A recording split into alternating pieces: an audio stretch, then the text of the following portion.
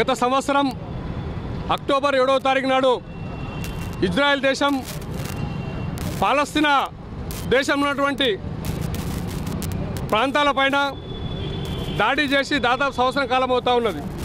ఈ సంవత్సర కాలంలో 45,000 మంది మరణించారు. అదేవిధంగా ఇజ్రాయెల్ చేసినటువంటి దాడులపైన ఆ శిథిరాలపైన ఎంతమంది ఉన్నారో ఇప్పటికీ లెక్కలేనటువంటి పరిస్థితి ఉన్నది.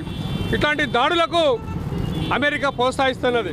అమెరికా సామ్రాజ్యవాదం కోసం ఇలా ఇజ్రాయెల్ను ముందర పెట్టి పాలస్తీనా మీద ఇలా దాడులు చేసి ఈ విధంగా చేస్తూ ఉన్నది.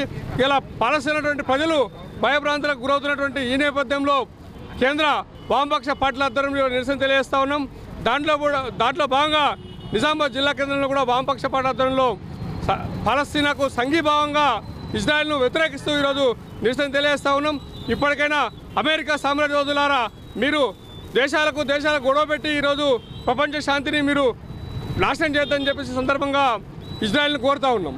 శాంతి నెలకొల్పాలని ఒకవైపు ప్రపంచ దేశాలు ప్రయత్నం చేస్తూ ఉంటే తమ స్వలాభం కోసం ఈరోజు యుద్ధోన్మాదాన్ని ప్రేరేపించే పద్ధతుల్లో అమెరికా సహకారంతో ఇజ్రాయిల్ గత సంవత్సర కాలంగా పాలస్తీనా ప్రజలపైన దాడుల్ని దౌర్జన్యాన్ని కొనసాగిస్తూ మారణ హోమాన్ని సృష్టిస్తూ ఉన్నది.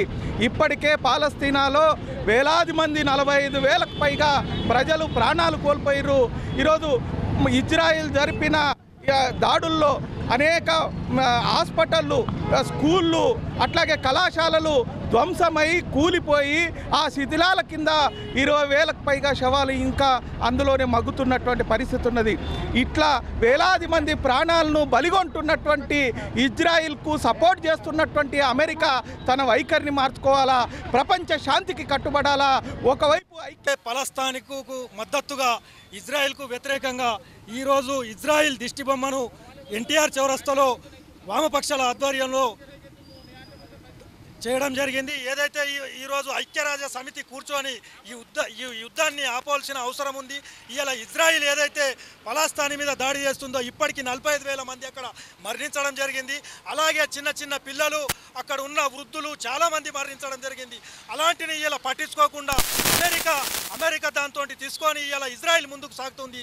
ఏదైతే పెత్తనం సాధించడం కోసమే ఇదంతా చేస్తూ ఉన్నది. కాబట్టి ఒక దేశాన్ని పాడు చేసే విధానం కరెక్ట్ కాదని ఇలా వామపక్ష ఆధ్వర్యంలో నిరసన కార్యక్రమం చేపట్టడం జరుగుతుంది. ముందు ఏదైతే ఇజ్రాయిల్ ఇది మానుకోకపోతే పెద్ద ఎత్తున దీన్ని ఉద్యమాన్ని ఇచ్చేస్తామని చెప్పడం జరుగుతుంది.